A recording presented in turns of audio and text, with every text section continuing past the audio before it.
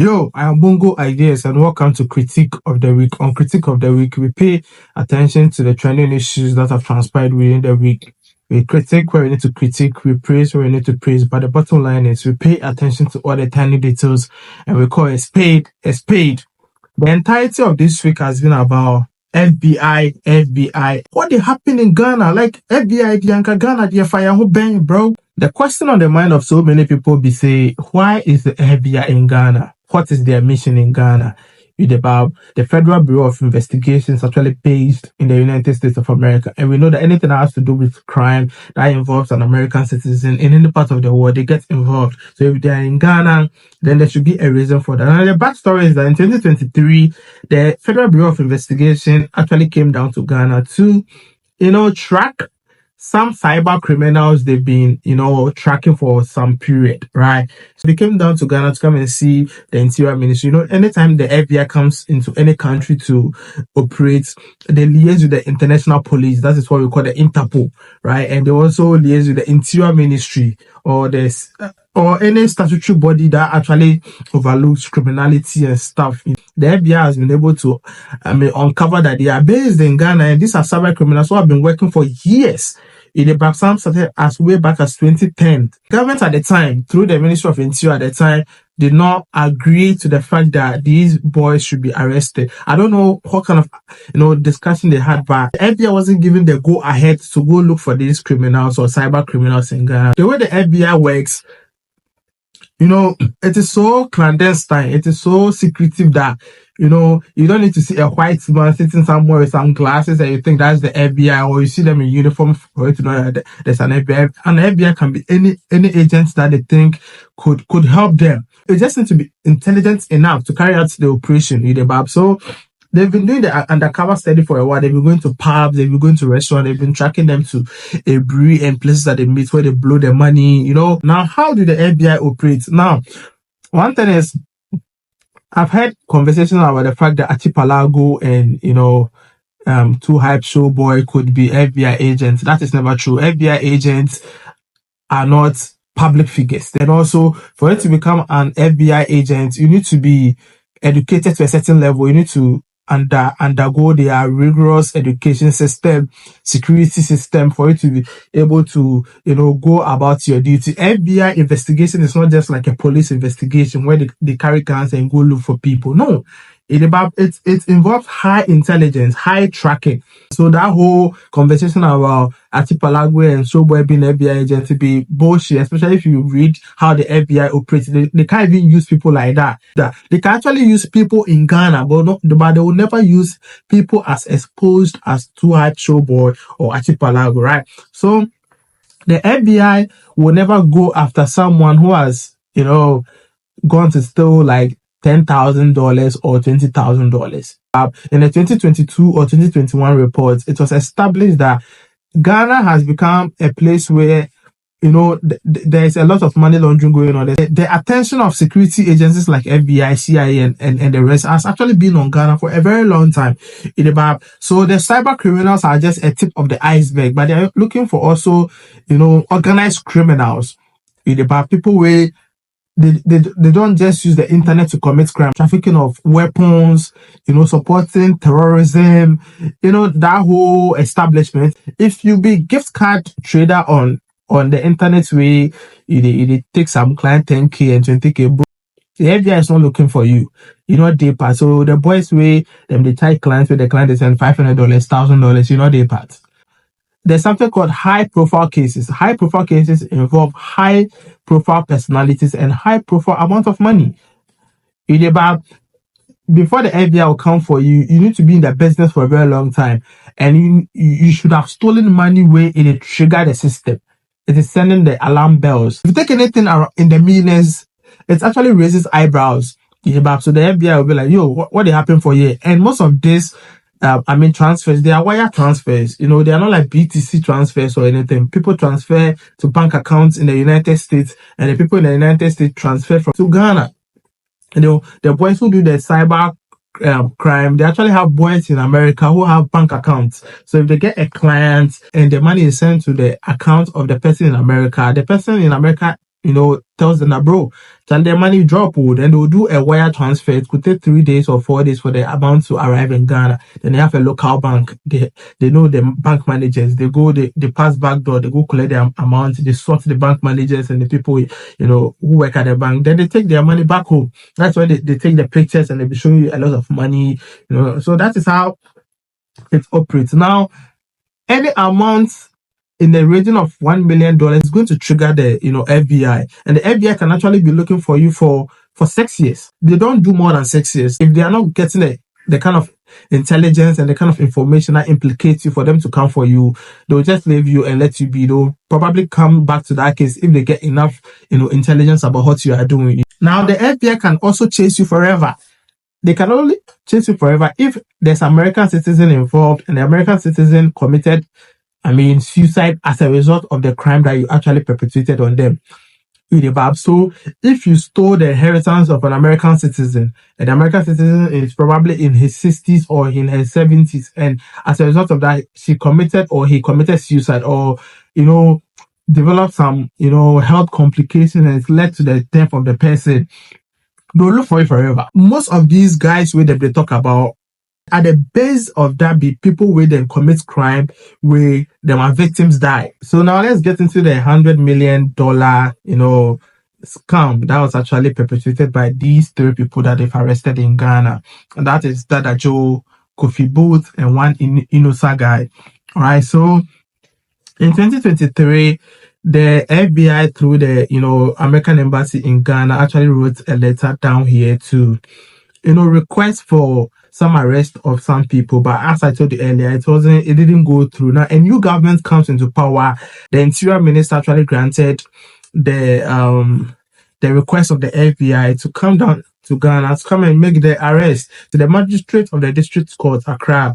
Whereas a requisition has been made by the diplomatic representative of the United States of America through the Ministry of Foreign Affairs and Regional Integration to me, the minister to whom the president has assigned functions under the Extradition Act 1960, Act 22, for the arrest of Isaac Odro Boateng, Innocent Ahmed, Derek Van Yaboa, and Patrick Kwame Asari, all Ghanaians.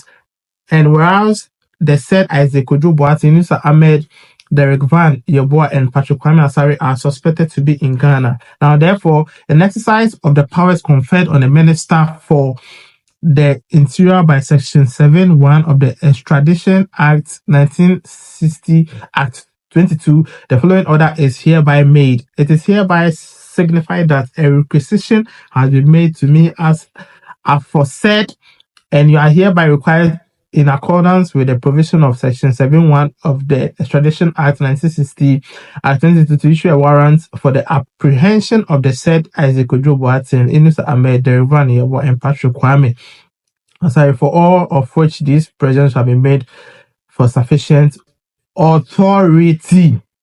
So after this was signed on the 18th of March 2025, that was when the FBI moved in to arrest DadaJoe. That is when we all hear the story that, oh, DadaJoe have been arrested, DadaJoe have been arrested. They said Ghanaian businessman Joseph Kojo Bedu Boateng, popularly known as DadaJoe Remix, has reportedly been charged in the United States for his alleged involvement in a decade-long. According to a report by the United States Department of Justice on its website, Boateng was arrested in Ghana on May 28, 2025, following a U.S. extradition request. He was subsequently indicted in the District of Arizona on May 30, 2025 on charges of conspiracy to commit wire fraud and money laundering. He has now been extradited to the United States. According to the U.S. court records released by the U.S. Attorney General Office, Boateng and his associates allegedly operated a romance and inheritance scam between 2013 and 2023, deceiving elderly victims into believing that they were entitled to gold and jewels. The victims were told these valuables could only be released after paying fabricated taxes and fees. The charges against Boateng form part of a broader federal operation aimed at dismantling international fraud networks that prey on senior citizens. The fact of the issue, what actually necessitated, the arrest of DadaJoe in the first place, and other individuals like even Kofi Boat. Now, these guys, according to records, operated 4 schemes or even 5 schemes. Though they did the BEC, that is the business email compromise. They also do the SBA. They also do romance scam. Then they do grandparent fraud and they do wire fraud. Now, I'm going to explain what it actually means and how to go about it. Let's take the BEC, that is the business email compromise. So, this is what it is. The scammers fake or hack company emails to trick workers into sending money to the wrong bank accounts. So they go on certain websites, so go and look for employees of certain companies. Then they present themselves as, genuine people. Then they're able to get the emails of all these employees, right? So then they fake these emails, then they hack into the company system. So the controller and accountant general of that business would be sending money or checks to wrong, emails, thinking that they are actually the real emails of the employees of that company.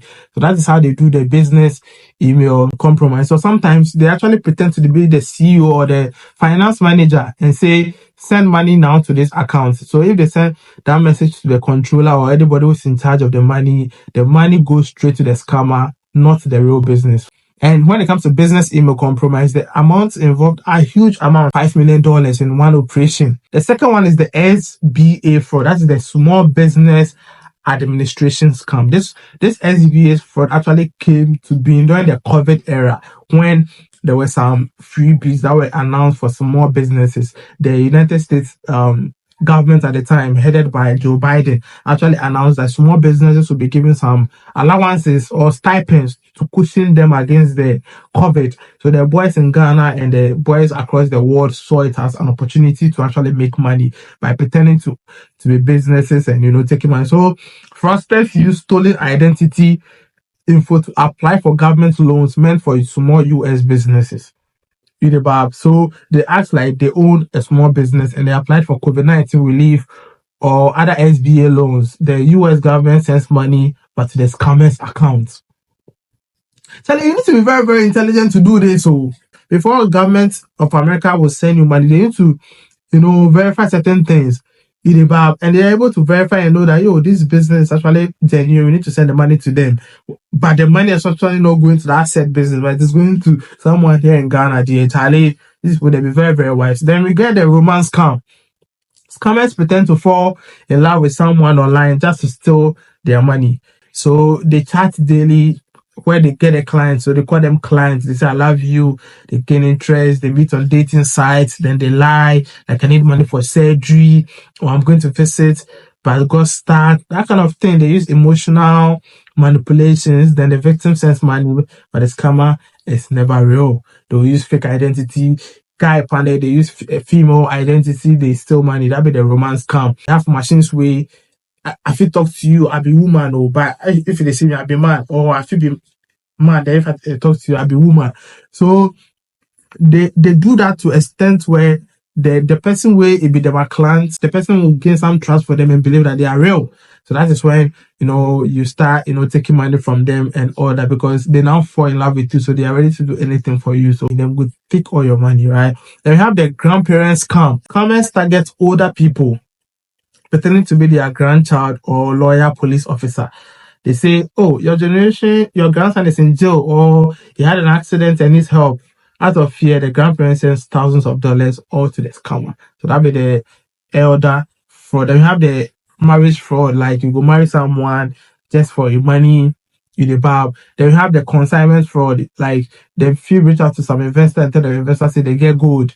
The investor go buy and you not get any gold, you don't get anything. They will send them pictures, then they tell them that they should make initial deposits and it to be transferred and all that. Then they take the money. Then you never hear from them. Then you have the wire fraud. They use the internet, phone, or email to trick someone into sending money electronically. A scammer lies to someone, for example, you present a fake investment, fake job, fake price. They will be like, the vendor sends money via bank transfer, PayPal, or Bitcoin. Since it's over the internet, of which becomes wire fraud, a serious federal crime. All these be serious federal crime. Like in America, there is zero tolerance for these crimes. Now, this Kofi Boat guy has been declared as the kingpin of our enterprise. They get enterprise where, it be a notorious gang of online fraudsters where they've been operating for a very long time now. They've arrested like 25 members of the enterprise already, including Haja for real. If you both check like the Oga at the top, where they control all the affairs. So they've been looking for him for a very, very long time. So they were actually referring to one guy as Oga. Is it Oga Wilfred or Oga Festus or something? You know, they said he was actually the guy from Nigeria who actually understands the job. And, you know, he's untrackable because he uses a normal YAM phone, been able to pocket like $100 million within a span of 3 to 5 years. In February 2021, investigative authorities in the United States announced the arrest of 6 Ghanaians suspected to be part of the gang. So they arrested Farouk, Apiedu, Fred Asante, Kelvin Freeman, Lord Ennis, Sadiq Edusekisi, and Faisal Ali. And these boys are actually based in the United States of America. So they are the boys who actually collected the money into their accounts. Then they transfer them in the bar. And most of them, after transferring it, they don't even get their percentage. Sometimes when they take the money from the elderly people go to report them because some of them show their faces. When it comes to romance scam, you know, Sir Ahmed, Derek, Van, Yaboa, and Patrick Kwame Asari. Now, this Kofi Boat guy, they come across as the owner of Ice Food Limited, like frozen food companies, also into real estate and all that. And he's a friend of Shatta Wale. You come across as you own your own business, but people they see you as a legit guy, but in the background, you do things. They are all going to be extradited to the United States of America to go and face the law. There's nothing they can do about it. But these are the personalities the FBI is looking for in Ghana, or they're investigating in Ghana. Young guys who drive high budget cars like latest Range Rover, BMW, Benz, and sports cars. Now, when it comes to Ghana, these cars have become normal. The latest Lambo, the latest, cyber trucks, it be normal. Young guys, they own them.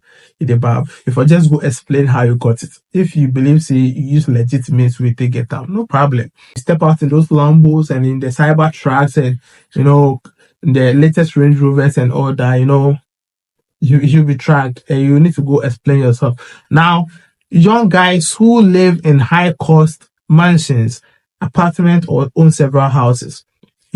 So these ones, the target guys will then go rent big apartments on the regular every weekend. You did a certain apartment because when the FBI was actually investigating the guys in Ghana, they went to particular apartments. It is very easy to find those guys there, from the cantonments to the Usu, to the East Legon, to, I don't want to mention, but yeah, you know what I'm talking about, right? And if you own large, real estate, you own large portions of houses with a young guy, from the look of things, they do job where you forgive you that amount of money for you to purchase those houses or those apartments or those estates. Persons who are into forest trading who claim to make so much.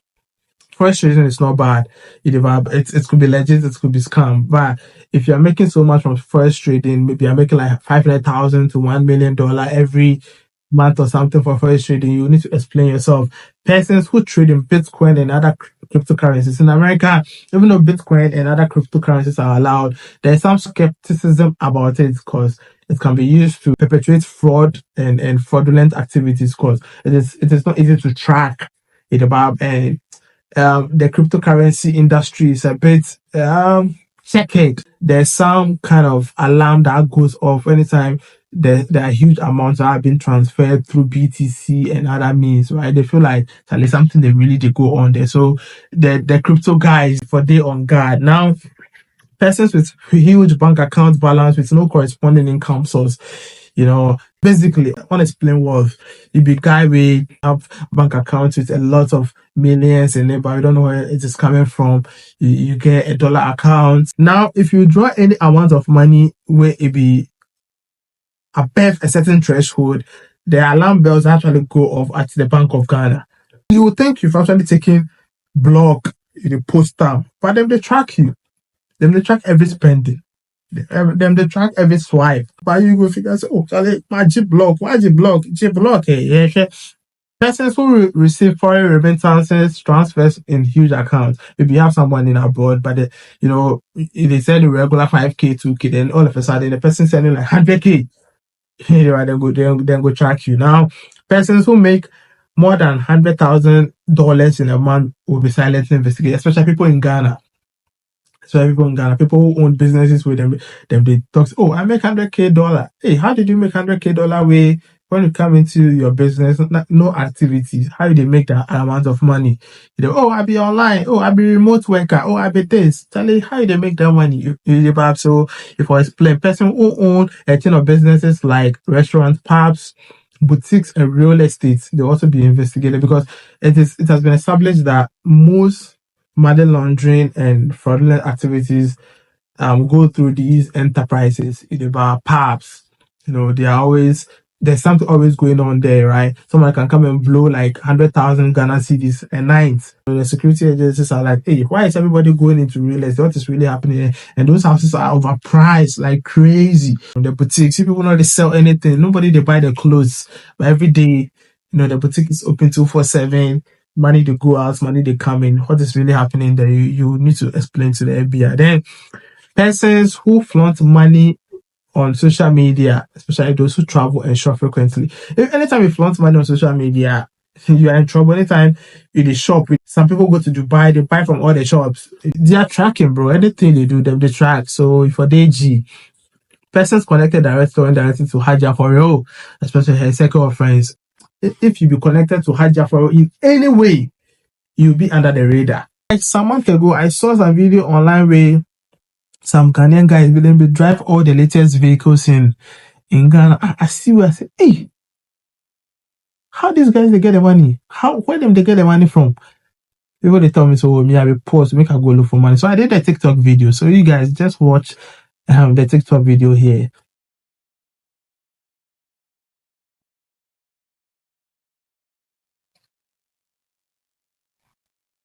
Charlie, why these guys they get the money from?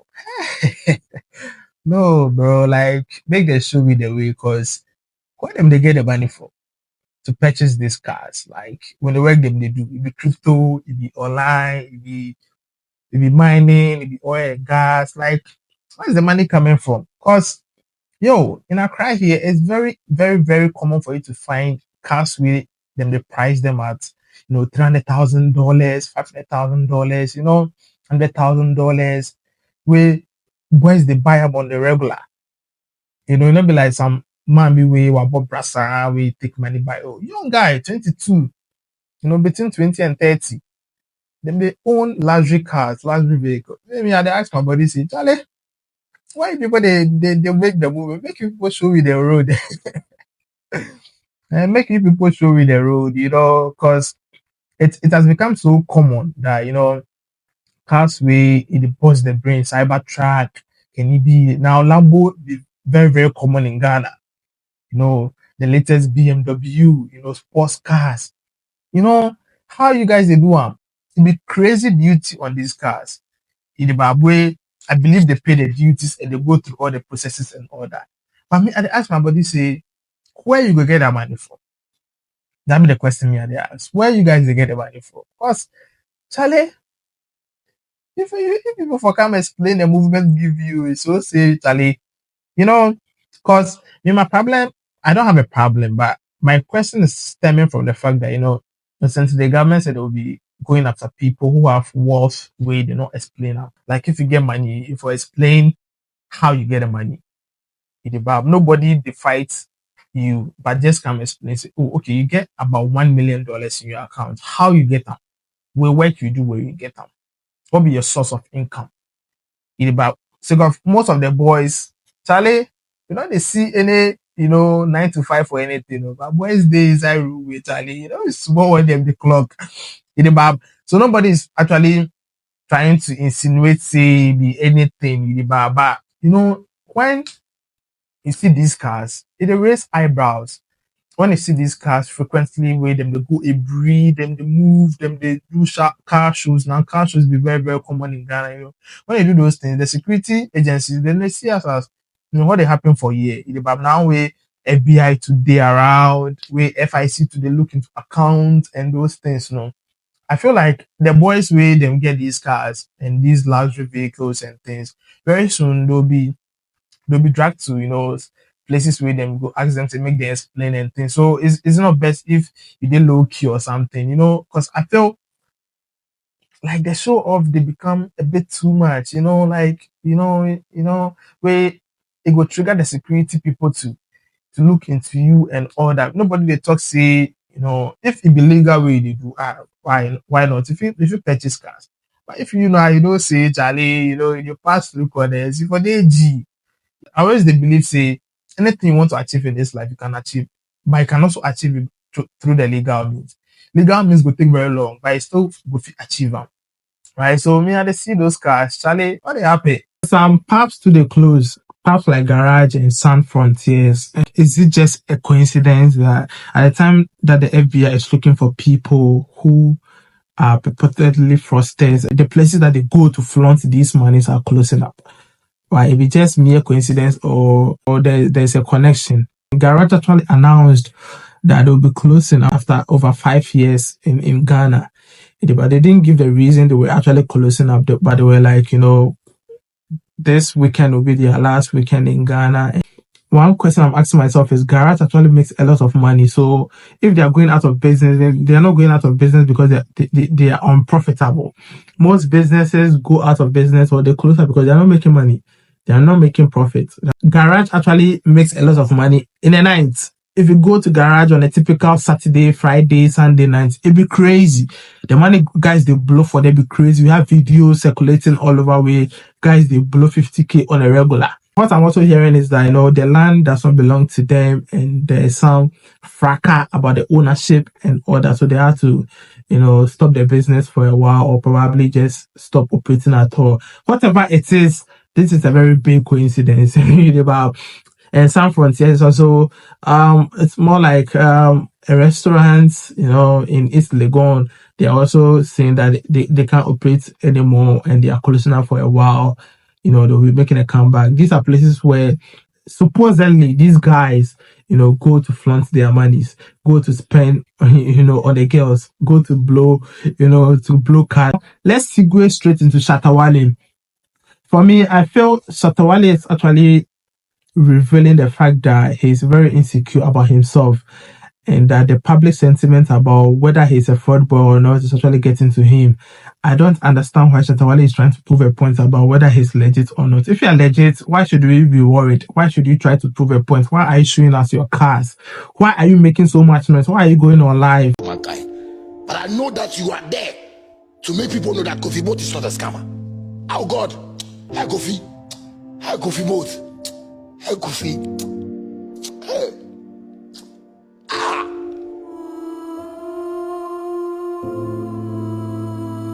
Hey, oh Joyce, I make sorry, I make sorry. I feel bad, Charlie. If sick of Kofi, I know if you sleep, Charlie, man. I mean, Joyce, I make sorry. Like, I'm so sorry. Like, I do watch my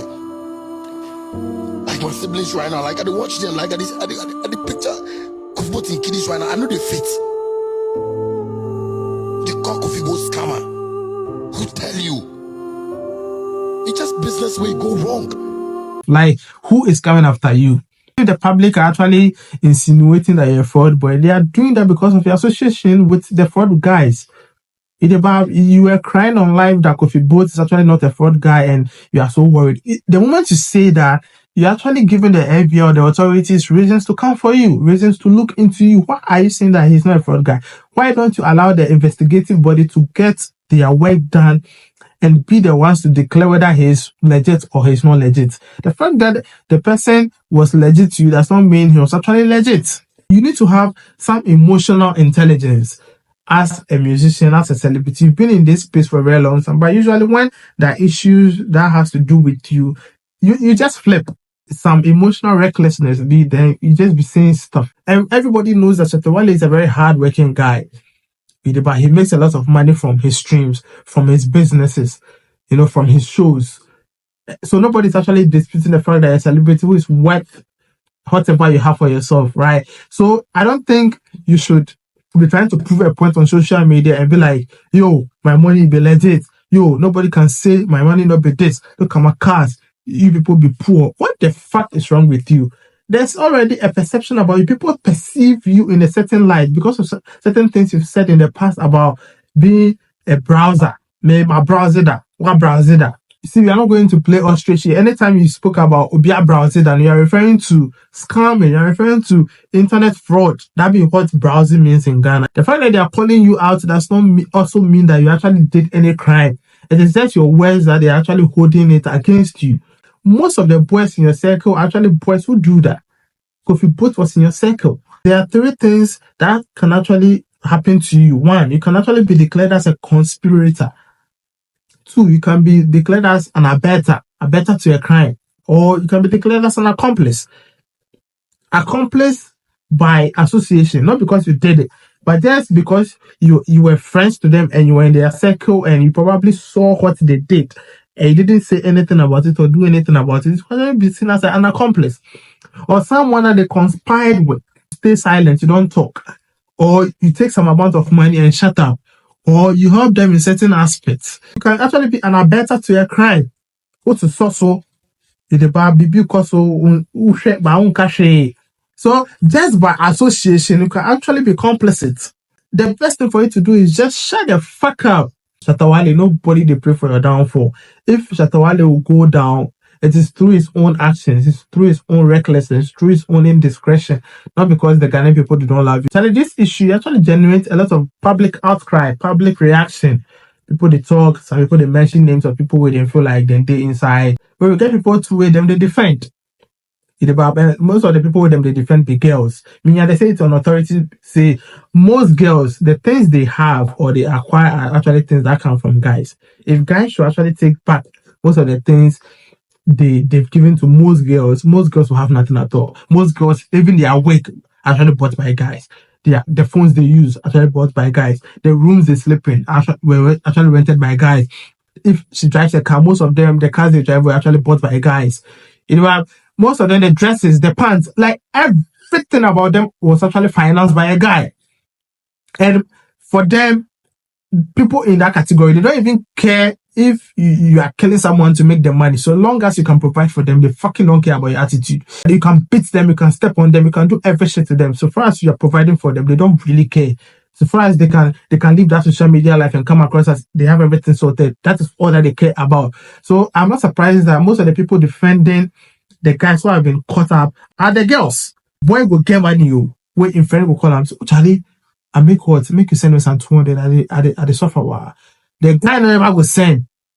When the guy will meet girl today, no, the guy will wire 2K to the girl or wire 5K to the girl. In party day way, in party the honk. So most guys are actually so gullible. So long as you are a beneficiary of crime, it is very okay for you to defend crime, especially when you see your people hiding and your people not coming out. You feel like, hey, my source of income, they go. My source of life, they go. This is why they care my money. If they catch up there, I go make her too.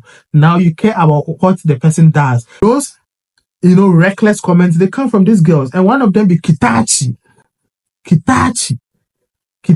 How many times I mentioned your name, Kitachi? We know you. We know you from Motown. We know, say you get pregnant, they sack you from house, you had to drop out, you had to go back, that whole story. We know the kind of people you date, those guys where they be questionable and all that. We know them. So when you come online, they try to defend certain things and then they should go and look for more. It be bullshit. It's a mistake you should never repeat. And I'm glad that you've actually deleted all those tweets. Especially for people who know where you come from. Especially for people who know that you stay in a one-bedroom condo at North Legon and your rent is due in a month's time. But if crime is committed and somebody is being held liable, let the person account for it. You're not supposed to be, a freedom fighter on social media. You're not supposed to make sense of the situation. That alone exposes you. That alone will give us the opportunity to dig into your life and bring out information about the people you've dated. And the fact that these people are people who actually founded your lifestyle. And you did not care about where they got the money from, so long as they were able to provide for you. Fucking don't care. We don't care about whether you come from a rich family or not. Nobody in their right senses will actually believe that everything you do there is actually funded by a parent. Parents are not so stupid to fund those things that you do, the chocolate and the yogurt that you eat. I'm so scared that the good name that Ghana has shouldn't be eroded by these activities. Ghana has a good name. So today, Nigerians cannot go to some places because of the bad name they have. Ghana is actually seen as a beacon of hope, and it has always been a beacon of hope for democracy and for doing the right things. To get to a point, people will not even be ready to come to Ghana. Investors will not be ready to come invest in our country. We will not be allowed certain scholarships and certain opportunities because of the name. So if you be somebody where you be thoughtful about the situation, you know, go defend this. As I always say here, we pay attention to the tiny details and we call a spade a spade. On this show, we choose conviction over convenience.